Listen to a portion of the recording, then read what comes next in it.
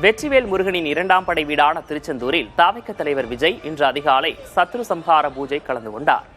அரசியல் எதிர்ப்புகள் நீங்கவும் தடைகளை தகர்த்து வெற்றி வாகை சூடவும் அவர் இந்த யாகத்தில் பக்தியுடன் பங்கேற்றதாக தெரிகிறது.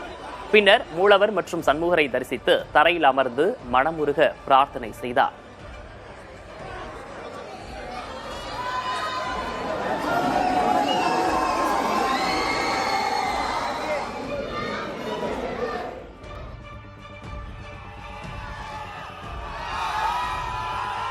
தாவைக்க தலைவர் விஜய்க்கு தமிழ்நாடு குழந்தை உரிமைகள் கண்காணிப்பகம் கண்டனம் தெரிவித்துள்ளது. இதுகுறித்து அந்த அமைப்பு வெளியிட்டுள்ள அறிக்கையில், அரசியல் நோக்கங்களுக்காக குழந்தைகளை விஜய் பகடைக்காய்களாக பயன்படுத்துவது கண்டனத்திற்குரியது என தெரிவித்துள்ளது.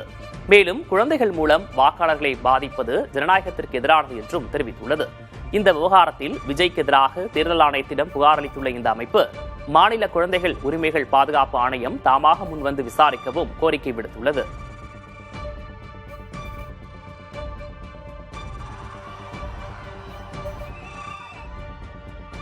ஆம் ஆத்மி கட்சி தனது மாநிலங்களவை உறுப்பினர்கள் 7 பேரை தகுதி நீக்கம் செய்ய கோரி நீதிமன்றத்தை நாட முடிவு செய்துள்ளது. இந்த விவகாரம் இந்திய அரசியலில் பெரும் பரபரப்பை ஏற்படுத்தியுள்ளது. கடந்த வாரம் ஆம் ஆத்மி கட்சியின் 10 மாநிலங்களவை உறுப்பினர்களில் 7 பேர் கட்சியிலிருந்து விலகி தங்களை பாஜகவுடன் இணைத்துக் கொண்டனர். இந்நிலையில் ஆம் ஆத்மி கட்சியின் மூத்த தலைவர் சஞ்சய் சிங் பேசுகையில், மாநிலங்களவை தலைவர் 7 பேரையும் தகுதி நீக்கம் செய்யாவிட்டால் உச்சநீதிமன்றம் அல்லது உயர்நீதிமன்றத்தை அணுகப் போவதாக தெரிவித்துள்ளார். ஒரு கட்சியை இப்படி உடைப்பது ஜனநாயகத்திற்கு எதிரானது என்று அவர் குறிப்பிட்டுள்ளார்.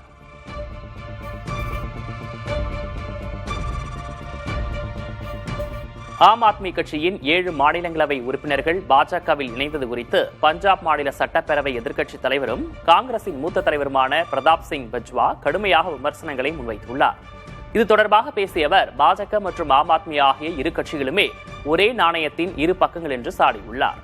நாடாளுமன்றத்தில் தங்களின் பலத்தை முறையற்ற வகையில் கையாள்வதற்காக பாஜக செய்த திட்டமிட்ட சூழ்ச்சி இது என்று குறிப்பிட்டுள்ளார். இதேபோல பேசியுள்ள காங்கிரஸ் மூத்த தலைவர் அஜய் மக்கான், ஆம் ஆத்மியின் முகமுடி வெளியே தெரிந்திருப்பதாகவும் அக்கட்சி கோடீஸ்வரர்களின் கட்சி என்றும் விமர்சித்துள்ளார்.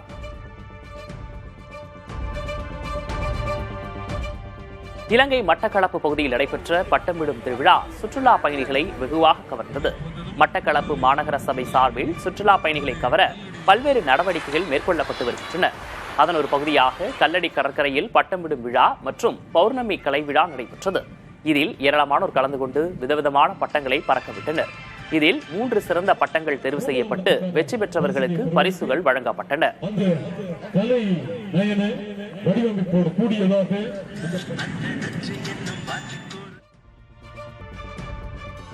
திருப்பதி திருமலையில் 3 நாட்களாக நடைபெற்று வந்த பத்மாவதி பரிணய உற்சவம் மலையப்ப சுவாமி கருட சேவையுடன் கோலாகலமாக நிறைவு பெற்றது.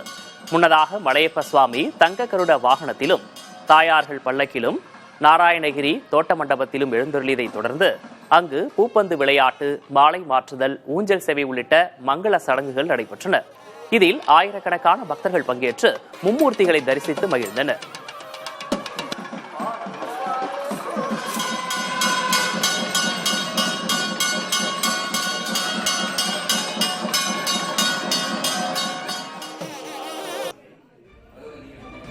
சாத்தூர் திமுக வேட்பாளர் கடற்கரை ராஜ் வீட்டில் 122 சவரன் நகை கொள்ளையடிக்கப்பட்ட வழக்கில் அவரது மருமகள் அபிநயா உட்பட 3 பேர் கைது செய்யப்பட்டுள்ளனர். கடற்கரை ராஜின் மகன், மருமகள் இடையே விவாகரத்து வழக்கு நிலுவையில் உள்ள நிலையில் அபிநயா தனது நண்பருடன் இணைந்து இக்கொள்ளையில் ஈடுபட்டது காவல்துறை விசாரணையில் அம்பலமானது. ஏற்கனவே ஒருவர் நீதிமன்றத்தில் சரணடைந்த நிலையில் தற்போது பிடிபட்டவர்களிடமிருந்து நகைகள் பறிமுதல் செய்யப்பட்டுள்ளன.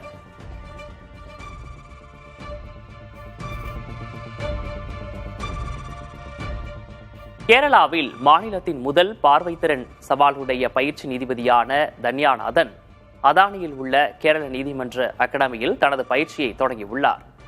இதற்காக அகாடமியின் தரைதளத்தில் உள்ள 110ஆம் எண் அறை அவருக்கு ஒதுக்கப்பட்டுள்ளது. அவர் அறையினுள் எளிதாக நடந்து செல்ல ஏதுவாக சுவர்களில் துருப்பிடிக்காத எஃகு கைப்பிடிகள் பொருத்தப்பட்டு சிறப்பு வசதிகள் செய்யப்பட்டுள்ளன.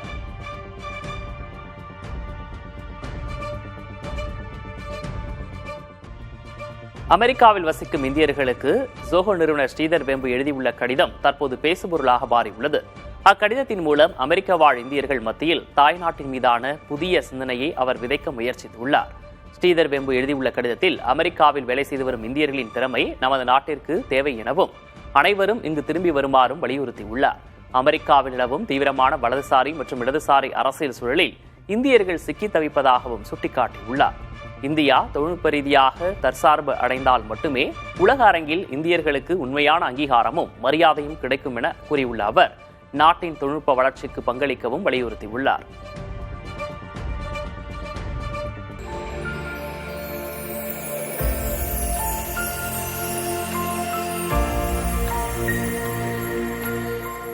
தமிழகத்தில் கோடை வெப்பம் அதிகரித்து நீர்நிலைகள் வற்றி வரும் நிலையில் திருவண்ணாமலை மாவட்டம் ஆரணி அருகே உள்ள கண்ணமங்கலம் ஏரி மற்றும் தூத்துக்குடி சதுப்பு நில பகுதிகளுக்கு வெளிநாட்டு பறவைகள் அதிக அளவில் படையெடுத்து வருகின்றன. கண்ணமங்கலம் ஏரியில் நீர் வற்றாமல் இருப்பதால் ஐரோப்பிய நாடுகளிலிருந்து செங்கால் நாரை, சங்குவளை உள்ளிட்ட பறவைகள் வந்து சேர்ந்துள்ளன. அதேபோல் மஞ்சள் மூக்கு நாரைகள் தூத்துக்குடி கடற்கரை பகுதிகளில் கூட்டம் கூட்டமாக முகாமிட்டுள்ளன. இந்த இடங்கள் தற்போது மினி வேடந்தாங்கல் போல காட்சியளிப்பது இயற்கை ஆர்வலர்களையும் பொதுமக்களையும் வெகுவாக கவர்ந்து வருகிறது.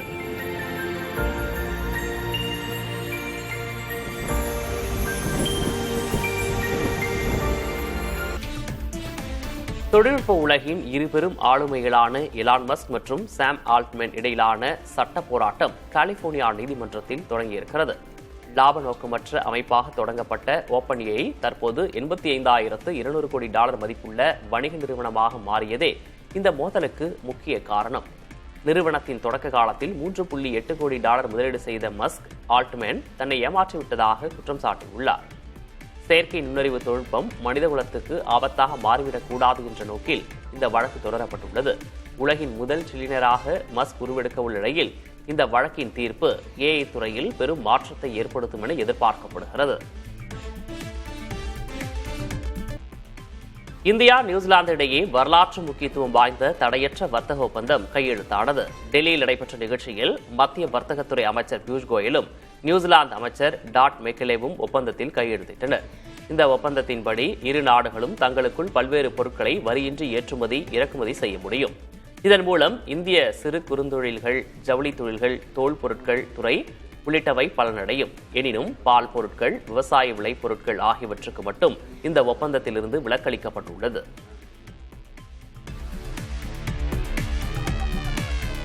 மேற்கு வங்கத்தில் 2ஆம் மற்றும் இறுதிக்கட்ட சட்டப்பேரவை தேர்தலுக்கான அனல் பறக்கும் தேர்தல் பரப்புரை நிறைவடைந்தது. மேற்கு வங்கத்தில் இறுதிக்கட்ட பிரச்சாரத்தில் அரசியல் தலைவர்கள் தீவிர பரப்புரை மேற்கொண்டனர். பரக்பூரில் நடைபெற்ற பொதுக்கூட்டத்தில் பிரதமர் மோடி உரையாற்றினார். மத்திய உள்துறை அமைச்சர் அமித்ஷா பெஹாலா மற்றும் சந்தன் நகர் பகுதிகளில் சாலை வலம் மேற்கொண்டார். முதல்வர் மம்தா பானர்ஜி ஜாதவ்பூர் முதல் டோலிகஞ்ச் வரை பாத யாத்திரை மேற்கொண்டு தனது சொந்த தொகுதியான பவானிபூரில் பிரச்சாரத்தை நிறைவு செய்தார். கல்யாணி என்ற பகுதியில் உத்தரப்பிரதேச முதல்வர் யோகி ஆதித்யநாத் சாலை வளத்தில் ஈடுபட்டார். 142 தொகுதிகளுக்கு 2ஆம் கட்ட தேர்தல் நாளை நடைபெறும் நிலையில் 4ஆம் தேதி வாக்கு எண்ணிக்கை நடைபெற உள்ளது.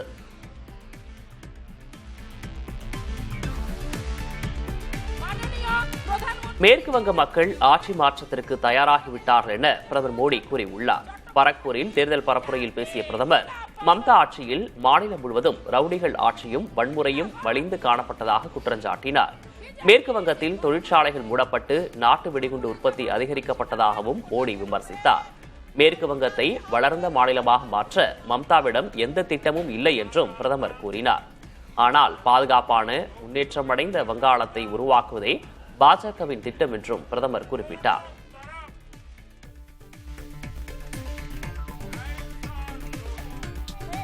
திரிணாமுல் காங்கிரசுக்கு மேற்கு வங்க மக்கள் மத்தியில் அமோக ஆதரவு கிடைத்துள்ளதாகவும் தங்கள் கட்சியை 4வது முறையாக ஆட்சியமைக்கும் என்றும் மம்தா பானர்ஜி தெரிவித்துள்ளார்.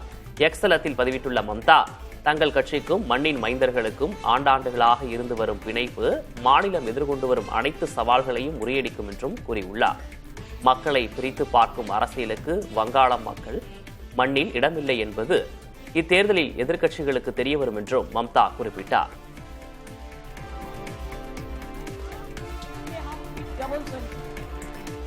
கேரளத்தில் சட்டமன்ற தேர்தல் முடிவுகள் ஒரு வாரத்தில் வெளியாக உள்ள நிலையில் காங்கிரஸ் கட்சியில் முதல்வர் பதவிக்கான போட்டி கடுமையாகியுள்ளது.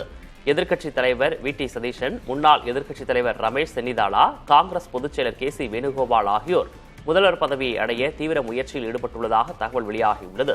இது கட்சி தலைமைக்கு கடும் நெருக்கடியை ஏற்படுத்தியுள்ளதாக அரசியல் விமர்சகர்கள் கூறுகின்றனர். இடதுசாரி கூட்டணி கடந்த 2 முறையும் வென்றிருந்த நிலையில் இம்முறை காங்கிரஸ் கூட்டணிக்கு வெற்றி வாய்ப்பு கூடுதலாக இருப்பதாக தேர்தலுக்கு முந்தைய கருத்து கணிப்புகள் கூறியுள்ளன.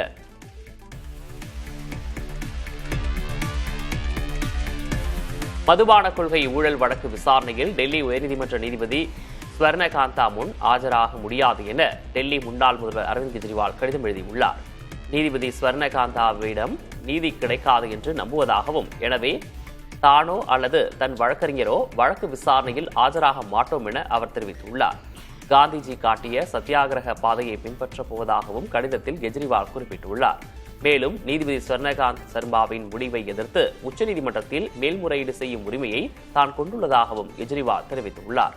முன்னதாக இவ்வழக்கை விசாரிப்பதிலிருந்து நீதிபதி விலகக் கோரும் கெஜ்ரிவாலின் மனு நிராகரிக்கப்பட்டிருந்தது.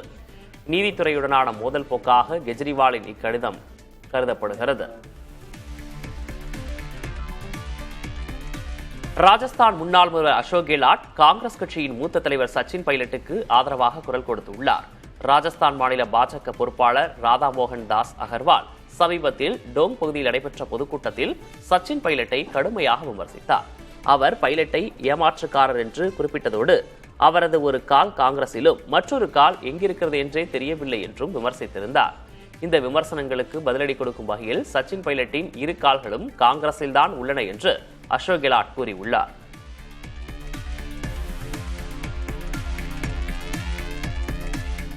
மும்பை சோலாப்பூர் இடையே இயங்கும் வந்தே பாரத் ரயில் புனே ரயில் நிலைய நடைமேடைக்குள் நுழைந்தபோது எதிர்பாராத விதமாக தடம் புரண்டது. ரயில் நிலையத்திற்குள் வந்து கொண்டிருந்த போது ரயிலின் 4வது பெட்டியின் ஒரு சக்கரம் தண்டவாளத்தை விட்டு விலகி தடம் புரண்டது. ஆனால் இந்த விபத்தில் யாருக்கும் எவ்வித காயமும் ஏற்படவில்லை என ரயில்வே தரப்பில் விளக்கம் அளிக்கப்பட்டிருக்கிறது.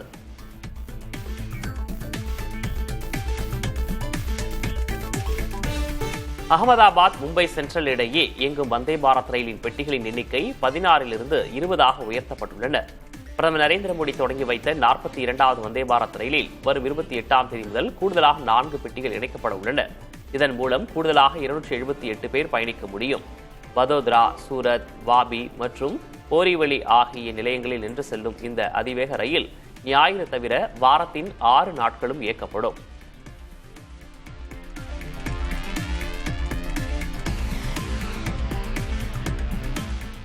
வங்கதேசத்திற்கான இந்திய தூதராக தினேஷ் திரிவேதி நியமிக்கப்பட்டுள்ளார். வங்கதேசத்துடனான உறவுகள் 2 ஆண்டுகளுக்கு மேலாக சீர்குலைந்து தற்போதுதான் அது மீண்டும் சரியாக தொடங்கியுள்ள நிலையில் அந்நாட்டு தூதராக தினேஷ் திரிவேதி நியமிக்கப்பட்டுள்ளார். திரிணாமுல் காங்கிரஸ் தொடங்கப்பட்ட போது அதன் முதல் பொதுச் செயலராக இருந்த தினேஷ் திரிவேதி மத்திய ரயில்வே அமைச்சராகவும் இருந்துள்ளார். பின்னர் அக்கட்சியிலிருந்து விலகி 5 ஆண்டுகளுக்கு முன் பாரதிய ஜனதாவில் இணைந்தார். இவர் வங்கதேசம் தொடர்பான விவகாரங்களில் ஆழ்ந்த புரிதல் கொண்டவர் என கூறப்படுகிறது. IFS அதிகாரி அல்லாத அரசியல் பின்புலம் கொண்ட ஒருவர் வங்கதேச தூதராக நியமிக்கப்பட்டது கவனம் பெறுகிறது. லண்டனில் நடைபெற்ற விழாவில் 100க்கும் மேற்பட்ட இத்தாலிய சமையல் கலைஞர்கள் இணைந்து 440.58 மீட்டர் நீளமுள்ள டிராமிசு இனிப்பை தயாரித்து கின்னஸ் உலக சாதனை படைத்துள்ளனர். 2 நாட்கள் உழைப்பில் உருவான இந்த பிரம்மாண்ட இனிப்புக்காக 19,000 முட்டைகள், 400 கிலோ சர்க்கரை மற்றும் 1,28,000 பிஸ்கெட்டுகள் பயன்படுத்தப்பட்டன. சுமார் 5 மணி நேரத்தில் முழுமையாக தயார் செய்யப்பட்ட இந்த இனிப்பு சாதனை அறிவிக்கப்பட்டவுடன் அங்கிருந்த பொதுமக்களுக்கு பகிர்ந்தளிக்கப்பட்டது. இத்தாலிய பாரம்பரிய இனிப்பு வகையை உலக அரங்கில் இக்கலைஞர்கள் பெருமைப்படுத்தியுள்ளனர்.